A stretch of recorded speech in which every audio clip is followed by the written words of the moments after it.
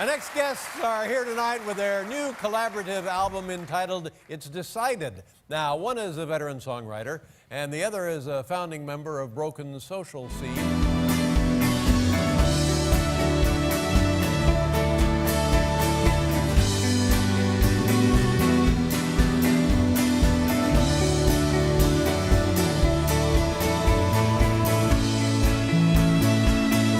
Ladies and gentlemen, welcome to the Whiskey Wednesday show. Today I'm not going to say that I'm interviewing, and I'm not even going to say that I'm having a chat with a friend, because in fact, I only recently met Anna Ruddick, and I was at the Cameron House doing a show with the Ireland Brothers, and which is something I haven't played the Cameron House in 30 years. It's just the weirdest thing to be back in that room.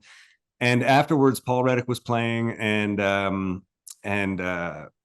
looked up on stage, and there was this just sort of very relaxed looking lady up there with a Rickenbacker bass. And I kind of went, wow. So I thought I used to be in tune with the scene. I used to know everybody, but I don't know any sort of female Ricky players.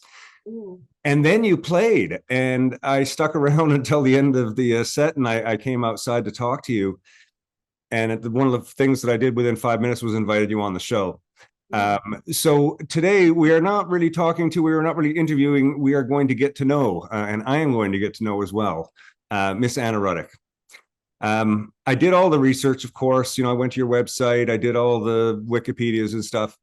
You are, just in essence, you are a schooled, fantastically versatile, unbelievably deeply pocketed bass player. Oh, thank you. That's a really nice thing to say. I'm a bass player too, and that's what I notice all the time is bass players. And very rarely am I inclined to go up to talk to somebody about bass playing after. I've been having those conversations for 35 plus years, and for the most part, they just sort of it's all surface talk about stuff. But when I see somebody like you play, I just got to get to know, like, where's it coming from? I know that you went to school, you went to McGill, and you studied jazz, and you've been a part of many sort of broadening your horizon things like the Banff Center for the Performing Arts. But where is what you're doing coming from these days? I know it's a really deep question to get to right off the top, but good Lord, what I saw you doing was just brilliant. Brilliant bass playing. Where it's coming from, I think, like, I asked myself that too, because I don't know. I know it's like, and I have that unusual thing where I'm playing a lot of different kinds of music. I'm like, sometimes the type of music I'm playing, I feel like a little bit of a tourist coming into it, because having the experience of having a dark jazz past and having really studied, like, then I'll have the chops to play, say, like some metal gig where it's very technical, but like I don't really listen to that kind of music. And I think I've been in a lot of those situations. I like a challenge. I like that, like, athletic aspect to music where you're like really learning to like get deep inside something or like some style of music. And it's like my brain is very mathematical and very methodical about it. And I just really enjoy being able to execute things well. So in summary, I've just played a lot of different music because it's just interesting for me to just go check something out and do something. It's maybe different than being extremely passionate about one thing or the other, but I think maybe that some of that is where it comes from. But I just really like when I'm playing and when I'm performing, it's always just felt like very, very easy to me because I've just created, I've done the work to be able to just be very fluid with it.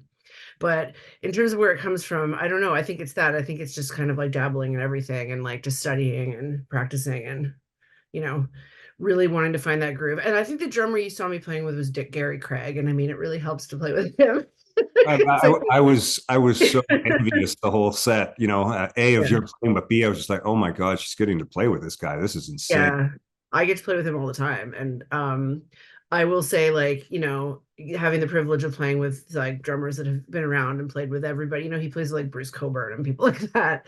Every time I play with somebody like him, I'm learning something. And I don't know, I'm just like a guess forever kind of student of like what it is that I'm doing. And I'm always just reaching for learning something new about it or learning a new way to be in the pocket or whatever it is. Yeah. I guess that's how I'm thinking about it. I have to keep things really interesting for myself. It's interesting to me when I see somebody like yourself who went to school and learned all the tools. Here's your toolbox. Yeah. Here's everything from the theory to the technique to the setup of your instrument and all that stuff. And then there's other people that have never been educated in any sort of way, and they learn their voice early on, and the technical part came later. Did you find that, like you kind of mentioned it earlier, like you've got all the skills, you can fit into anything and make it happen. Did you find that having the skills and all the tools before, as a younger person, before you found your own voice as a bass player, do you think that helped you to get creative, or how was that experience? It's different than the way I learned how to play bass, for example. I wasn't schooled in that way. So how did you find that? Like, by the time you came out of university, I'm assuming in your early 20s, you probably would have had all the tools that most working bass players are still going to take another 10 years to learn. Yes and no. When I went to school, I studied jazz, obviously. I didn't play electric bass. So when I came out of school, it was like, when I went to school, I'm 40. So like when I went to McGill, for example, it was like 20 years ago. And back then, like we used to gig every night. Like we'd finish school and we'd go play at a restaurant. I mean, this type of infrastructure doesn't exist for students anymore, but we were always gigging and always playing. So I took that approach, and I had a friend who was like in a popular band, and he's like, you can't play jazz forever. Like I have to quit this one band because this other band got big and famous. Take my other band, it's like a progressive rock band, get an electric bass and like learn. And so like I did stuff like that. Like somebody would kind of mentor me into a band, and then I joined like cover bands and just played every night to like get the non-jazz music under my fingers, because I didn't have that. I didn't come out of school. I bought my first electric bass when I was like 23 24 or something. But yeah, so I had to relearn. But I think like the having studied jazz and being really into that maybe lent to what my voice ended up being, because I definitely have my own style of playing for sure. There's like in terms of like most of the work I do is studio work, and I think I get hired for like the sound that I have and things like that. But I think that it's all just like influenced by having started on the upright. Yeah. And I think like I'll always play the sideways bass, just informed by how I played the upright. I don't know. But no, I didn't have all the skills out of university. I had to kind of go back. I had to kind of go to rock and roll school pretty quickly. Okay. And play all the time, all the cover Yeah. gigs. Yeah, all that stuff. Those are some of the best years of our lives as musicians, when Yes. to the learning curve. Yeah. I remember coming to Toronto from Newfoundland and finding the Queen Street scene where I could play 6 nights a week, and Yeah. I loved it. It was an amazing chance, and learning so much new material every week. Really, sort of it knocked in the way that songs were put together, arrangements, all those sort of things, and the language of how to speak with other musicians. Working with so many musicians, I imagine that you've. I mean, how like we've talked a lot about your jazz background, but I mean, like right now, one of your current projects is Ian Blurton's what's it called, Future Now. Yeah.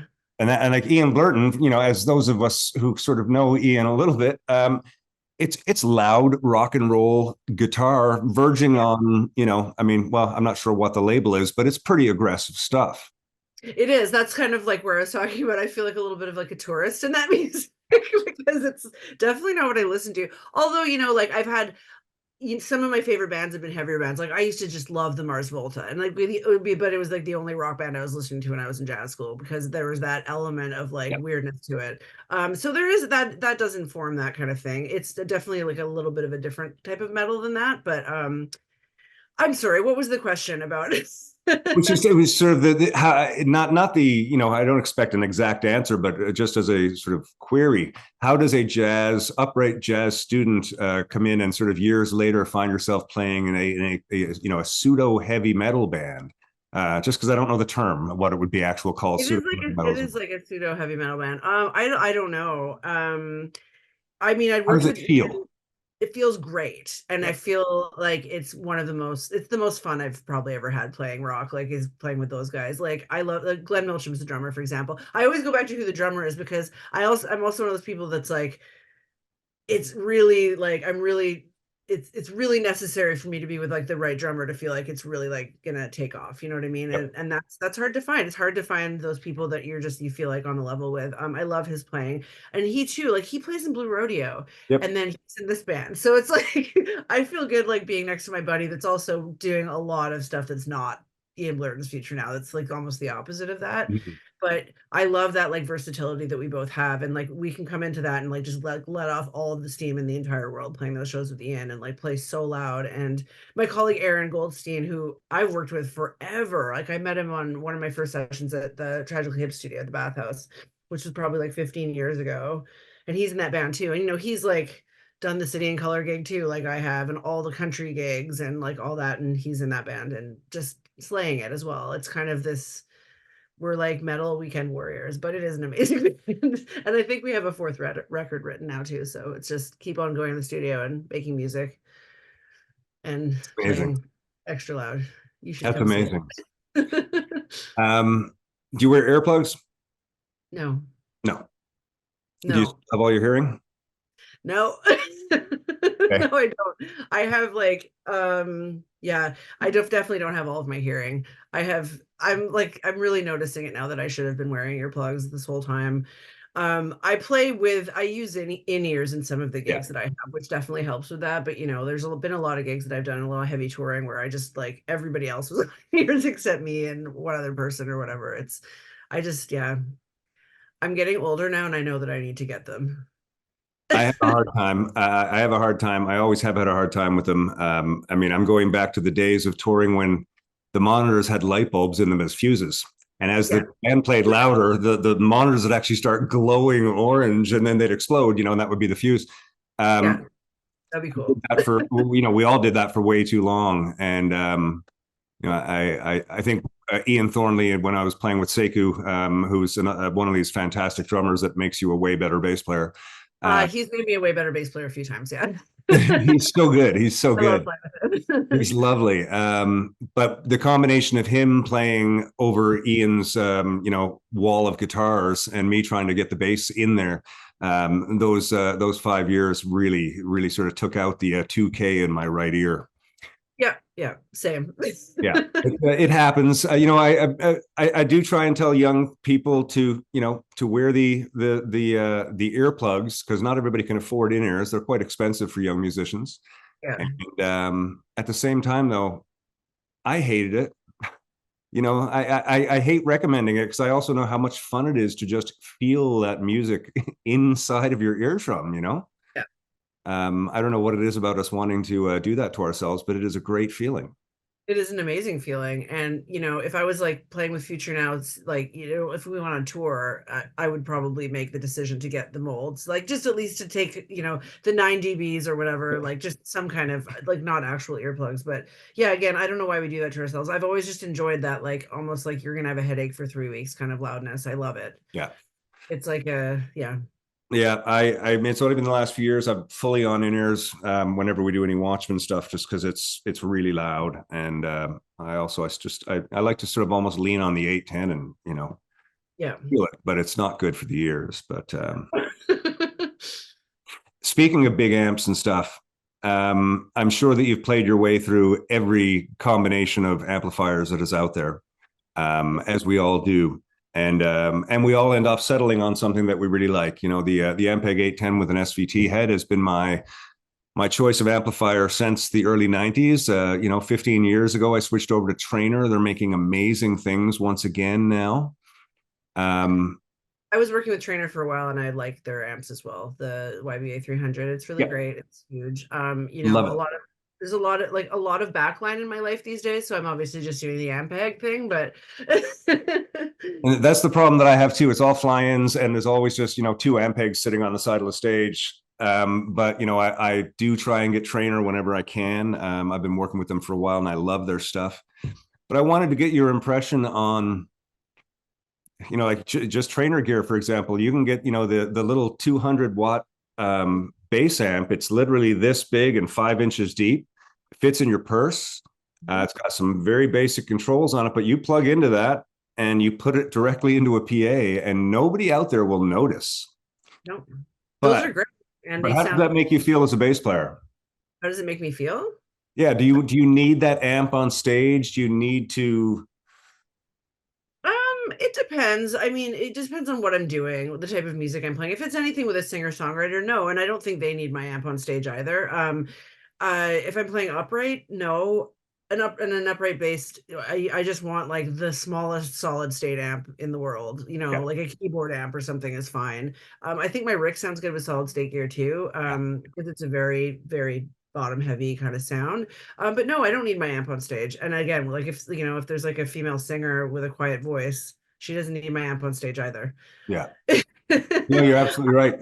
I'm finding it amazing.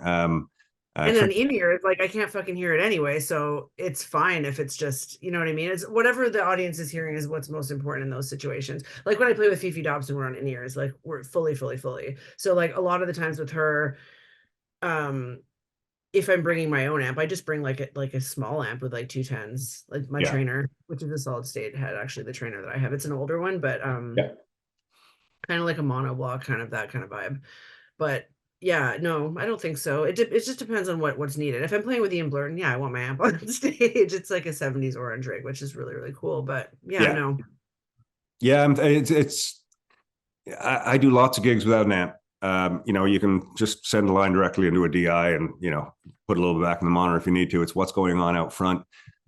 But when I'm playing rock and roll, like certain types of rock, like I can't imagine being on stage and turning around and not seeing the wall of amps and not feeling it, like not feeling that the air moving. I can't imagine that in a rock and roll environment. Singer-songwriter, blues, sort of almost any other genre, I can imagine that. But there's something about rock and roll that needs to be felt, I think. Oh, no, 100%. Even if it's in a small venue, absolutely. No, I 100% agree with you. Very cool. Well, there are lots of great products out there, and Trainer has a bunch of them, as do I'm not going to get it now. It's a bunch of the companies. I've done some reviews on them. Really, really cool stuff. 4, 5, and 6 string basses. I only have 4 string basses. You only have 4 string basses? Yeah, I've always only had 4 string basses. I've never had a 5 string. I don't think I have the kind of gigs where people you'd expect to see that. I'm not really sure, but yeah, they're all like, I don't have any of those 5, 6 string, any basses with active pickups, any of that stuff. It's pretty like old school with the stuff that I play through. So yeah. Very cool. I'm with you on that. I have had 5 and 6 string basses, just out of curiosity over the years. And my 6 string bass, I only ever played the low B string, but there was so much mass in the neck that it sounded incredible. Yeah. I dabbled with some 5s when we were doing the modern rock stuff with Thornley, because it was all in low B or low A or even lower, depending on what the song was. But yeah, but I've always just come back to the 4. That's where I've settled.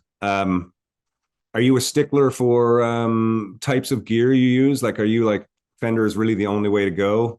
Or do you have a bunch of different equipment? Is there something that you particularly like? I have I know you've got your Ricky. I have my Ricky, which is like what I played 95% of the time. It's like a Mach 4000. So that bass has 1 pickup. Like a lot of the Rickenbacker that you usually see is the 4001, which has the 2 pickups. Yep.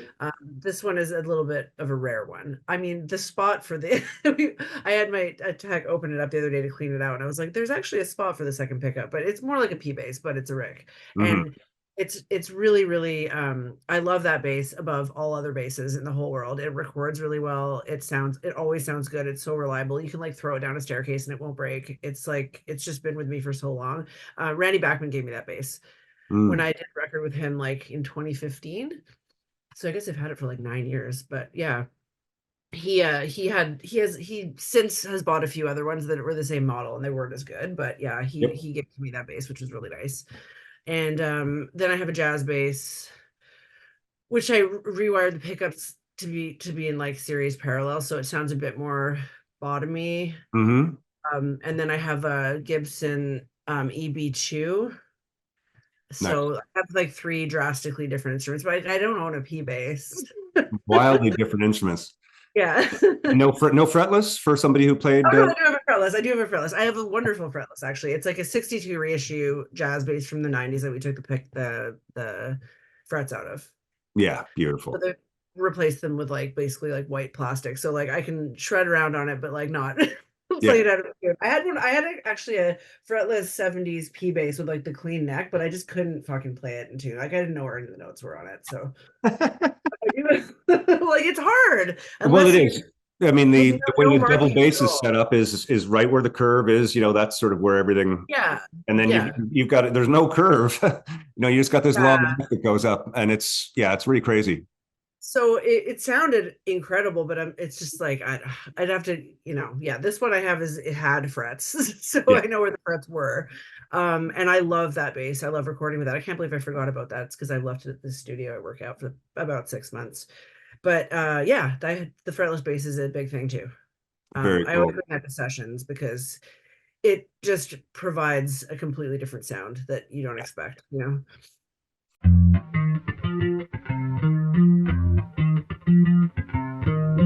Ripped jeans hanging by the back door. James Dean, I know what you came for. Meet me underneath the chandelier. Ah.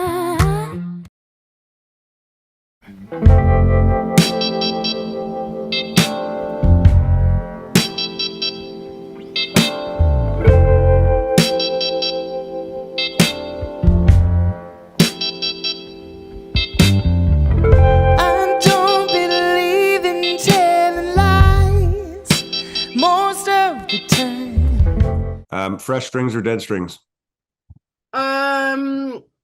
Like if I'm doing like an arena tour with like a rock band, like a radio kind of like I'd probably change them pretty often, but like in terms of my day-to-day playing, like I never change them. I Yeah. just have labellas that are like 2 years old on all my basses. I always play the flat wounds too, if that's your next That was going to be the next question. Okay, and you always play flats, eh? I have I have like on this bass I have half wounds. Yeah. I kind of like those for like the more metal stuff. They're really heavy gauge half wounds, but yeah, I mean they just feel like flat wounds. But I like a heavier string, yeah. That's very cool. I've dabbled with flat wounds. I don't know. I guess for the majority of what I did for the 30 years with the Watchmen, the last 30 years, it's been all based around a really bright, ringy tone. Yeah. I actually made the adjustment in the Watchmen. I was only ever going to just use fingers. When Yeah. people asked me to use a pick, it was like no. But I have since become a pick player as well, and now I quite I realized that I had underestimated the value of being able to attack like that when you've got a bunch of guitars, competing with you. So Yeah. Yeah, you, I don't play with a pick ever. yeah, I wouldn't think you would. I was gonna say you don't strike me as the type who would. You don't need to. You're getting around, man. You are doing incredible things. I can't. When you're playing with Paul, like when I saw you, is that sort of a set that you've been playing for a while, or does he just kind of call out a key, or like how No, strict is that? there's songs that are, Yeah, yeah, he's not just calling out a key. Like I mean that you might have seen a bit of that. There is sometimes he's like, I want to play this song, and I'm like, I don't know what that is. Like I don't have this massive blues repertoire, but like yeah, I started working with him. Yeah, I would say like 15 years ago, we made a record called Wishbone. That was at the Tragically Hip studio. I used to work there a lot. And so yeah, that was like over the past 15 years, like those like I've been in and out of like actually playing live with him because sometimes I've been on tour for a few years with another band, he just gets somebody else, but I always like come back and end up playing with him because I love playing with him so yeah. much. So we've done a few records since then and a few tours, and we just play a lot in Toronto. And I have 3 kids, so I'm like trying to do lots of gigs locally, which I never did before, but now I want to do that. And well, you had just had a child a month before I met you, I believe, and this was your first time out doing a gig. Yeah. How is it? I mean, I remember, when we had our kids, we had 2 kids 2 years apart, when we were 30, and Yeah. I was out 150 nights of the year. And as the kids got a little bit older, it got up to 225, 250 nights a year. And it was really hard. And that was essentially, that was one of a few reasons that tipped the boat and made me sort of come home and reevaluate my career and start again. How has that been going for you with 3 kids now? Well, like one of them is 2 months old, so Yeah. Jury's out on that one. When I had one, I was a single mom, and my parents were like, she's 6 now, and so like my parents were a little bit younger, and I used to just leave her with them when she was like 1 or 2, and when I would go on the road, and I'd be gone for 3-4 weeks sometimes. And then with 2, a lot of the second one, it was the pandemic, Mhm. so I had her in the pandemic, the my second baby, and then we had our last one just 2 months ago. So I don't know what would have, I don't know what would have transpired, but basically the pandemic hit. I went back to school during the pandemic because I was like, well, I guess, we're not going to be gigging for a while. And I went into arts administration at Humber, and I got a Okay. job at the Unison Fund, which is like a music charity, crisis relief charity. So that we were pretty busy during the pandemic, and I had that day job. So we're like, we had another couple kids. Hmm. And so I don't know yet. When I was 6 months pregnant with my last, Malcolm, our son that we just had, Unison laid me off, which is hilarious. So That's I had this like whole new, like 3 years in a new career. I still was playing all the time, but yeah. the answer is I don't know, because I've just gone back to music full time now after like quite a few years, really, because I was working on the other side of the music industry. Always making records and always like playing, especially in the summer, always doing festivals, but not playing full time. And so I've sort of gone back to that now. So I'll let you know how it goes. I don't know. People don't tour the way they used to 4 years ago. So, That's you know, changed a lot. I've done some things like when I was, in the past year while pregnant, I did a couple of tours like for a week or whatever. But it's a lot different. It's just touring and all that is really expensive, and there's not a lot of Mhm. grants anymore, so it's going to be a lot different. And that's why I'm like, oh, I'll play local gigs as much as I can, things like that. But yeah, I'm not That's sure. It's like life has been going in different directions. Yeah, you're not alone in that. Yeah, You take some yeah, comfort in the fact that it's not I mean, having the extra child and having 3 kids now is more responsibility, but has nothing to do with what's happening in the work world. I think we're all feeling that a really, really odd time. yeah. Oh yeah, Now, Ritts is your partner a musician, or is your partner in the field of music?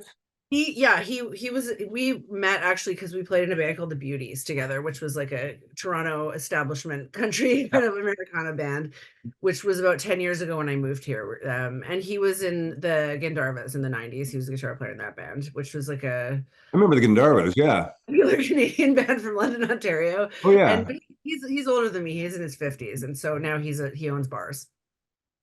Uh, And can you say his name? sorry? Can you say his name? Yeah, Or his name's Judd Rule. Yeah. okay, I remember him. The Gandharvas did shows with us. Yeah, I was like, you probably know each other for sure. But Yeah, yeah. yeah, we're going way back there. Okay, very cool. So he definitely gets it when when I have to do what I do. He's Yeah, very supportive of that, obviously, because I mean, he still plays, but not, he owns bars that are, and restaurants that are doing really well, that made it through the pandemic. So, he's his own boss in that he's respect. busy. But Yeah, yeah, having a partner that was in many successful bands like that, it was really, really helpful because there's that support absolutely. built in. So if I have to go do something, like, he gets it, and he has a little bit more time to be at That's home with very me. cool. That's very cool. Yeah. What do you got going on the summer? What do you got coming up now? What is in your wheelhouse? Your current sort of gigs that are happening? Are you doing something regularly that people can check out, or do you have any shows with anybody coming up? Yeah. Well, I play a lot with Paul, obviously, Paul Ruddick in Toronto. Like, we play every other month. We're playing like the Rex, the jazz club on Queen Street. We play that Yep. every Sunday. We play the Cameron House the first Friday of every month. I play with a guy called Bry Webb, who is the singer in the Constantines, and he has a solo Yeah. project. And he's just made another record. We hadn't played in 8 years. I think that's the last time we made a record. And so he's back. And so we're doing the TD stage, which is the smaller venue of Massey Hall, on March Yeah. 23rd. I don't know if I think this might go on the internet after that. So Okay. anyway, maybe people will come out to that. And, we're doing Hillside and Mariposa and those festivals. And then, yeah, Fifi Dobson, who I also play with, she's going to be doing some stuff. She made a record and put it out last year. So I know we have some shows coming up. And do you have a musical coming up? Yes, my God. I do have a musical coming up. Tom Wilson has a musical of his book Beautiful Scars. He's putting out a musical with the musical director Bob Foster, who I think Yep. did Come Away and things like that. I'm so excited to see what it is. Gary Craig and I are both going to be performing in that musical. It's going to be super fun. And that's at the Theater Aquarius, I think, at the very beginning of May. We're starting rehearsals in April, and that's going to be like 5 weeks of work. But yeah, I mean, I think they're workshopping it now, and like I can't wait to see what it is. I love working with Tom. I played with him like loads of times as well, with Yeah. like Lee Osmond, his band, and did his record Mohawk, which was the first time I worked with him. And Yeah, super groovy guy, very nice cat. You know, he's I met Tom very early on, back when he was in Junk House. yeah. I actually met him before Junk House when I'd moved to Toronto in like '89. Tom was still wearing his big leather trench coat right down to his knees and coming into the ultrasound, you know, which was run by Yvonne Matsell back then. Yeah, And yeah, stomping around stage in his big leather jacket and singing a cappella tunes. I remember that. I remember meeting him way back then. Okay, I'm gonna ask you to do the horrible pick one over the other, or give us a reason why. And it's things, but I always find these ones. I'm not going to go too deep on it, but Jocko or Tony Levin? Jocko forever. I am like a massive. I love him. I love like what he did with Joni Mitchell, for example. You know, that's like, that was big for me when I was like 17 and like wanting to play jazz. Like, you know, there's nobody that like, I know it can be cheesy to be a Jaco Pastorius fan, but I'm just like, he objectively is, you know, he's pretty up there for me, for sure. Well, he started a brand new road in the electric bass world. You know, the not to say that he was the first person to ever play a fretless, although that's debatable. You know, I think I don't know exactly where it came from, but I've heard the story of, you know, him ripping the frets out and playing the fretless. It wasn't just that he played fretless, it was the way he played it, the way that he attacked it, the way that his personality came through it. I mean, you talk about having the tools and then letting your personality take over and use the tools. He did that so well. Yeah, it's just like he's the prototype of like how you're supposed to do it. If like how to be like an artist on your instrument. Like there's really like, that's the prime example really of that. And yeah, that's Now, see, it's interesting because when I've been asked that question before too, and the reason that I sort of pick the people that I've picked is because this is the questions that I've had too, and I always go the Tony Levin route because as a bass player who's also been a songwriter for most of my life, I love bass that supports the song, and that doesn't necessarily mean being a creative expressionist on bass the way Jocko is. So I guess that's really there. You know, both of them are I guess the genres speak so much for themselves. But I love the way that Tony Levin can support, you know, so many artists on I don't know how many thousands of records he's played on, and you'd never listen to it and go, "Oh, that's Tony Levin." But when you credits, you see him everywhere. He makes that, and when you do know it's Tony Levin, it is Tony Levin. So. But I aspire to have the career that he has, and to have like, you know, to be such an instrumental part of like popular music the way he is. But the reason I say Jocko is just because of that like voice that he has. But yeah, of course, Tony Levin, you know, that's what we all want. That's what we're all trying to do. And that's the support that you want to lend to an artist. You know, when the couple of times that Jocko played with like a singer-songwriter, the only one I can think of right now is Joni Mitchell. Like he's doing a duet with Joni Mitchell. He's not playing bass with her. Exactly. Playing bass with Joni Mitchell. So it's like, but yeah. Yeah, you're absolutely right.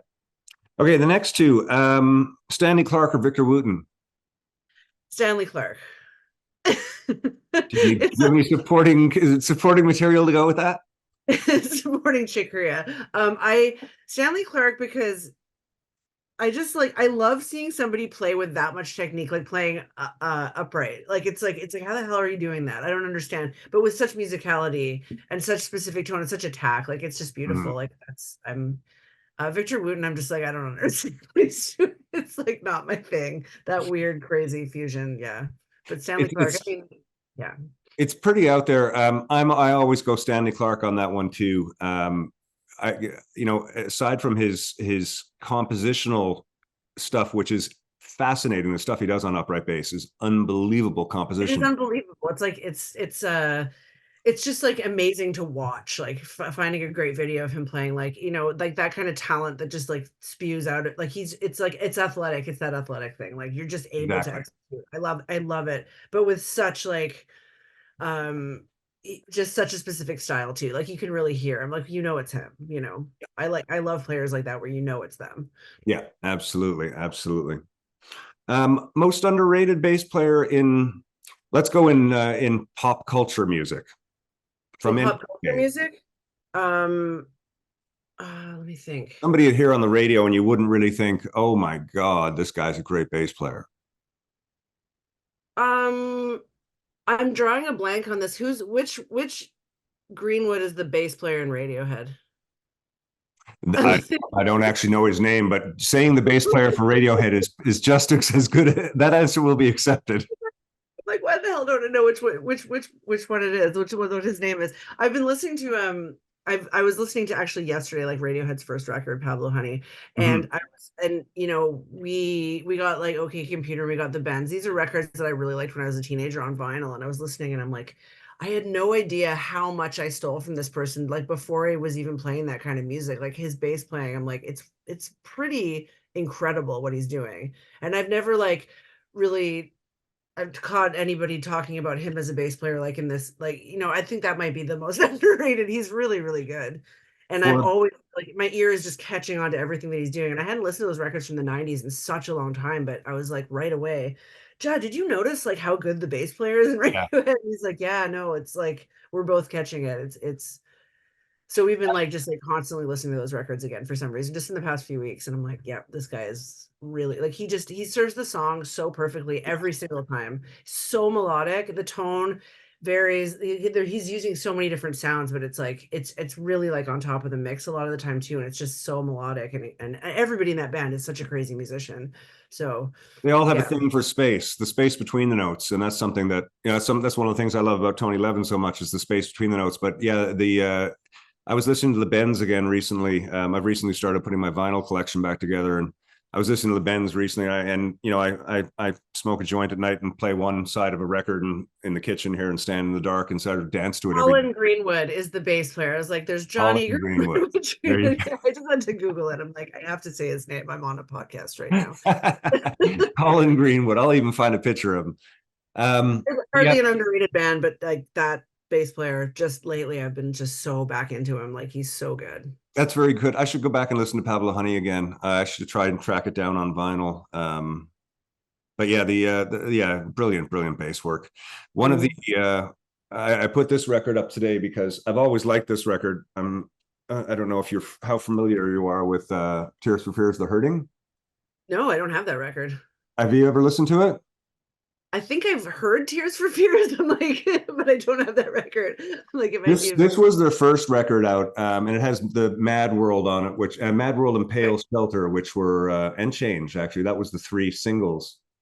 But there's a song on it called Start of the Breakdown. It's the last song on side B. And Kurt Smith was the bass player. And I mean, they had lots of sampled bass and synthesizers in it, but he actually played bass as well. And it was just about 6 months ago, I was doing one of my nightly listens, and Start of the Breakdown came on. And it takes about a minute and a half before the bass line to kind of kick in, and then you can kind of hear it. But by the end of the song, I mean, I remember going back and I woke Allison. I'm like, you've got to listen to this bass. Like, I've never heard this before. Listen to what he's doing. Oh my God, I got to hear it. The next day, I went and dug up some live videos of it and watched him play this stuff live. And yeah, I mean, talk about sort of being able to pull out some really crazy, interesting, technically rhythmic and melodic stuff in a very heavy pop band. It made me go back and listen to some more of his playing, and I realized that he's one of those really underrated guys as well. But it's really great to hear. What was his name again? I know you remember it now, don't you? Colin Greenwood, the most underrated bass player whose name I forgot. Way to go! Yeah, no, that's it for me right now. I've been heavy checking him out again after all the years. So good. And I'm going to listen to that Tears for Fears record. That's awesome. The whole record is great, but that last song, the bass line sort of, I guess I just, for however many years I'm listening to this record, I just hadn't paid it much attention, which is probably a statement on how my listening has changed over the years more than anything. But anyways, So it's been great getting to know you a little bit today, and I'm sure we'll keep in touch. And when I'm back in Toronto again, I'll see if you're playing around, and if not, maybe if I'm playing, I'll send you a link, and you can come out and hang out, and we'll get to see each other again at some point. I would love that. And thanks for doing this. I know it's hard to schedule, but it's because I have a newborn.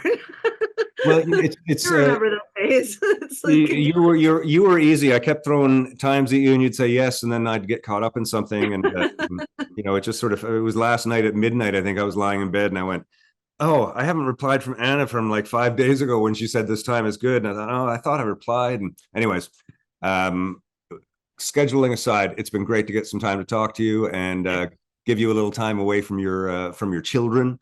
thank you for that. Yes. Say hi to your mate and your partner in crime for me. It has been a long time since we crossed paths, and I believe I was still playing in a band called Bone Decent when they were going on, and Bone Decent and the Gandharvas and the Morganfields were kind of in circles a lot. We're going way back. Okay. But please send my best along. Anna, it's been great talking to you. Did we cover whatever it was we were looking to cover? I think so, yeah. I don't know. Okay, cool. Yeah. Okay. Great chat, and thanks for taking the time. Okay, I'll see you soon, I hope. We'll see you later on. Take care. Bye. Bye-bye. Walk in love and often say, death to us.